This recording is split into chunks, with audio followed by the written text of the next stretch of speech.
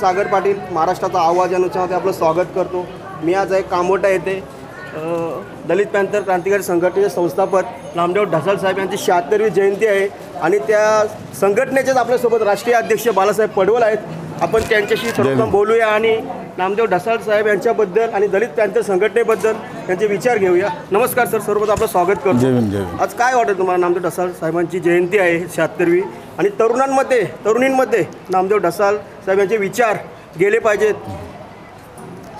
सर्वप्रथम सर्वांना पद्मश्री नामदेव ढसाळ यांच्या 76व्या जयंतीनिमित्त मी हार्दिक शुभेच्छा देतो। आणि तुम्ही प्रश्न विचारला जो मला काय वाटतं, मला खूप आनंद वाटतो आहे की दादाचा 76वा जयंती उत्सव आहे।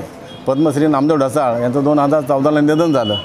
आजही पॅंथर त्याच जोमाने काम करते, हे त्यांची प्रेरणा आहे। पण पद्मश्री नामदेव ढसाळ यांनी सर्वसामान्य लोकांसाठी, या गोरगरिबासाठी, पददलितांसाठी, कामगारांसाठी, अल्पसंख्याकांसाठी, शेतकऱ्यांसाठी आणि जे पीडित आहेत या देशातले, त्या सगळ्या पीडितांसाठी काम करण्यासाठी या संघटनेची निर्मिती केली। ती संघटना म्हणजे 1972ला दलित पॅंथर या संघटनेत काम करते। आधी ती संघटना तेवढ्याच जोमाने, तेवढ्या ताकदीने काम करते। सर, आपण तर राष्ट्रीय अध्यक्ष आहेत या संघटनेचे। किती वर्ष झालं या संघटनेमध्ये आपण काम करता आणि आपण राष्ट्रीय अध्यक्ष किती वर्षाचा आपला अनुभव सांगाल? मी पद्मश्री नामदेव ढसाळ यांच्याजवळ 40-45 वर्ष काम केलेलं आहे। म्हणजे आमच्या शालेय वयापासून 72ला आम्ही शाळेमध्ये होतो। शालेय अवस्थेपासून आम्ही पॅंथरचं काम केलेलं आहे। अगदी हातात दगडगोटे घेण्यापासून तर पॅंथर जिंदाबाद म्हणण्यापर्यंत आम्ही सोबत शेवटच्या क्षणापर्यंत। दादांनी जेव्हा शेवटचा श्वास घेतला त्यावेळीसुद्धा मी बॉम्बे हॉस्पिटल त्यांच्या बाजूलाच होतो। माझ्यासमोर त्यांनी अखेरचा श्वास घेतलेला आहे आणि जाता आमची जी जबाबदारी दिलेली आहे ती जबाबदारी 2014 नंतर आम्ही ते पेलवलेले आहे। आणि डॉक्टर घनश्याम भोसले आणि जे आमचे बाकीचे सहकारी होते त्यांनी मला राष्ट्रीय अध्यक्षपद दिलं। तेव्हापासून मी आधी प्रामाणिकपणे जसं जमेल तसं पॅंथर वाढवण्याचा आणि हा विचार सर्व आता तरुणांसाठी जो विचार पाहिजे त्याची गरज आहे आज लोकांमध्ये, ते आम्ही करण्याचं काम करतो आहे। सर, जेव्हा तुम्ही भाषण करत होतो मी ऐकलं की तुमच्यावरती या संघटनेमध्ये काम करता 18 केसेस झालेले आहेत। आणि तुम्ही आता सांगले की आत्ताही ते वेळ नाही आहे, ती सिच्युएशन नाही आहे, कारण आता खूप काही बदल झालेला आहे। बरोबर। तर तरुणांना तुम्ही याबद्दल काहीतरी बोलत होता, सांगत होता। हो, बरोबर ना। काय वाटतं, म्हणजे तुम्ही तुमचा अनुभव सांगत आहेत काय?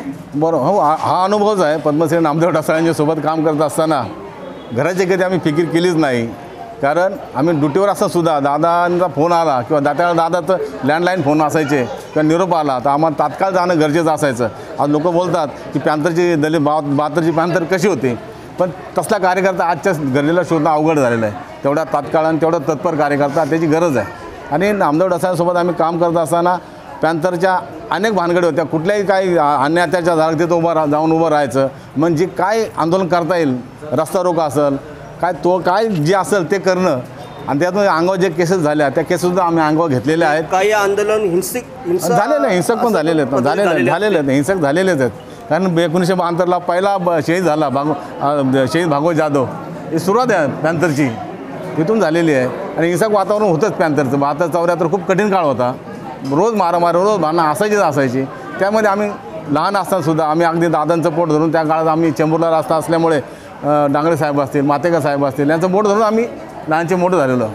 नक्कीच आपल्यासोबत बाळासाहेब पडवळ साहेब आहेत, राष्ट्रीय अध्यक्ष दलित पॅंथरचे। त्यांनी विचार सांगितलेले आहेत आणि खरोखर छान त्याची माहिती दिलेली आहे। कॅमेरामॅन दिलीप गायकवाड सोबत सागर पाटील, महाराष्ट्राचा आवाज।